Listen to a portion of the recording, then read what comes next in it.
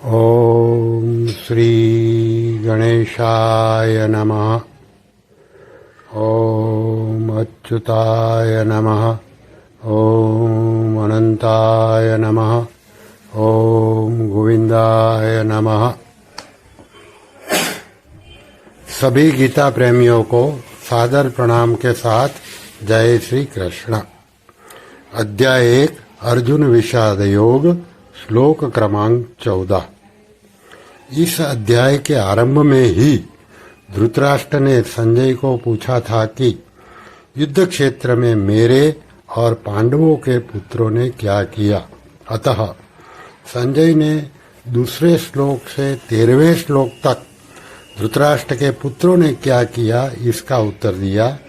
अब आगे के श्लोकों में संजय पांडवों के पुत्रों ने क्या किया इसका उत्तर देते हैं।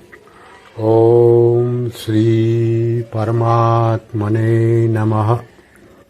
ततस्वैतैर्हायैर्युक्ते महति स्यन्दने स्थितो माधव पांडवश्चैव दिव्यौ शंखौ प्रदद्मतुः। इसका भाषांतर देख ले। इसके अनंतर सफेद घोड़ों से युक्त उत्तम रथ में बैठे हुए श्री कृष्ण महाराज और अर्जुन ने भी अलौकिक शंख बजाए। अभी विस्तार से ये श्लोक की व्याख्या करें। 2 शब्द है, ततः स्वैतैर्हैर्युक्ते, मतलब इसके बाद श्वेत घोड़ों से युक्त। चित्ररथ गंधर्व ने अर्जुन को 100 दिव्य रथ दिए थे। इन घोड़ों में ये विशेषता थी कि इनमें से युद्ध में कितने भी घोड़े मारे जाए इनकी संख्या 100 की 100 ही रहती है। ये घोड़े पृथ्वी, स्वर्ग आदि सभी स्थानों पर जा सकते थे। इन्हीं 100 घोड़े में से सबसे सुंदर और सुशिक्षित 4 घोड़े अर्जुन ने अपने रथ में लगाए हुए थे। बाद में है महति स्यन्दने स्थितौ, यानी कि महान रथ पर बैठे हुए अर्जुन के रथ के लिए महान रथ शब्द इस्तेमाल किया है। इसका इतिहास देख ले। अग्नि ने आहुति रूप में दिए गए घी को खा खा कर अग्नि को अजीर्ण हो गया था। इसलिए अग्निदेव खांडव वन की विलक्षण विलक्षण जड़ी बूटियां खाकर अपना अजीर्ण दूर करना चाहते थे। इसलिए अग्निदेव खांडव वन को जलाना चाहते थे, परंतु देवताओं द्वारा खांडव वन की रक्षा की जाती थी। इसके कारण अग्निदेव अपने कार्य में सफल नहीं हो पाते थे।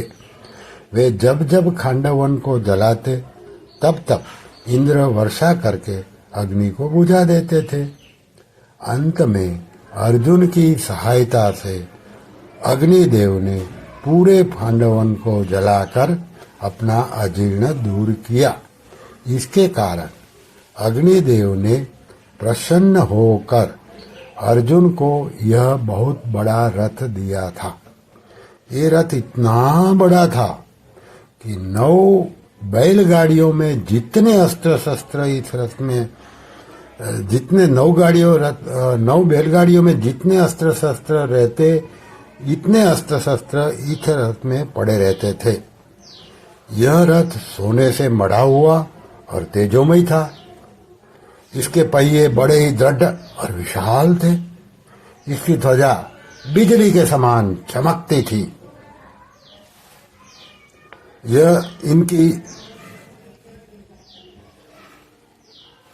यह ध्वजा 1 योजन यानी कि 4 कोस तक फहराया करती थी।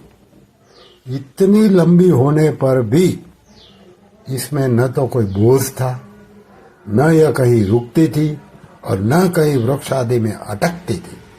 इस ध्वजा पर स्वयं हनुमान जी विराजमान थे।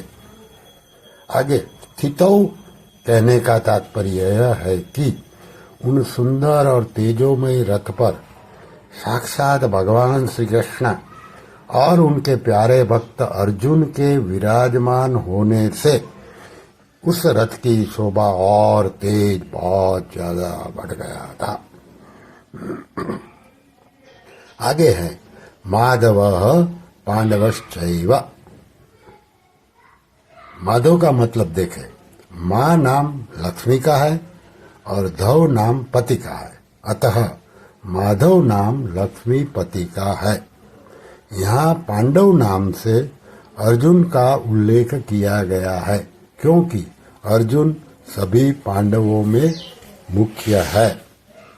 अर्जुन नर के और कृष्ण नारायण के अवतार थे। महाभारत के प्रत्येक पर्व के आरंभ में नर यानी कि अर्जुन और नारायण यानी कि भगवान श्री कृष्ण को नमस्कार किया गया है। इस तरह की नारायणं नमस्कृत्य नरं चैव नरोत्तमं, इस प्रकार प्रत्येक पर्व में भगवान श्री कृष्ण को और अर्जुन को नमस्कार किया गया है। इस दृष्टि से पांडव सेना में भगवान श्री कृष्ण और अर्जुन ये दोनों मुख्य थे। संजय ने भी गीता के अंत में कहा है कि जहां योगेश्वर भगवान श्री कृष्ण और गांडीव धनुषधारी अर्जुन रहेंगे वहीं पर श्री विजय विभूति और अटल नीति रहेगी। आगे है दिव्यो शंखो प्रदध्मुतु। भगवान श्री कृष्ण और अर्जुन के हाथों में जो शंख थे वे तेजोमय और अलौकिक थे। उन शंखों को उन्होंने बड़े जोर से बजाया। कौरवों के पक्ष में मुख्य सेनापति पितामह भीष्म थे, इसलिए उनका सबसे पहले शंख बजाना ठीक था। परंतु पांडवों की सेना में मुख्य सेनापति धृष्टद्युम्न थे। उनके रहते हुए भी भगवान श्री कृष्ण ने सबसे पहले शंख क्यों बजाया, ये प्रश्न हो सकता है। इसका समाधान यह है कि भगवान चाहे सारथी बने चाहे महारथी बने, उनकी मुख्यता कभी मिट नहीं सकती। वे जिस किसी स्थान पर रहेंगे सदा बड़े ही रहेंगे, कारण कि वे अच्युत है, कभी च्युत होते ही नहीं। पांडव सेना में भगवान श्री कृष्ण ही मुख्य थे और वो ही सभी संचालन करते थे। भगवान जिस किसी अवस्था में जिस किसी स्थान पर और जहां कहीं भी रहते हैं वहां वे मुख्य ही रहते हैं। इसलिए भगवान श्री कृष्ण ने पांडव सेना में सबसे पहले शंख बजाया, यह उचित ही था। जो स्वयं बड़ा होता है वह जहां भी रहता है उसके कारण वह स्थान भी बड़ा बन जाता है। जैसे भगवान यहाँ सारथी बने हैं तो उसके कारण सारथी का पद भी ऊंचा हो गया।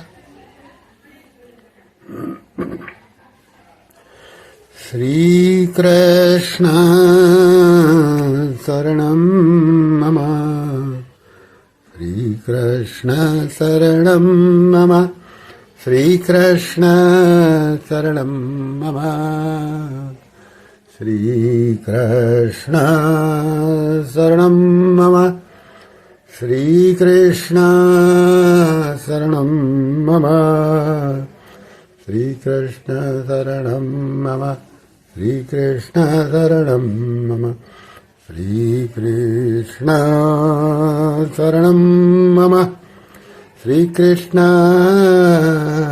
शरणं मम श्रीकृष्ण शरणं मम। ॐ श्रीकृष्णार्पणमस्तु।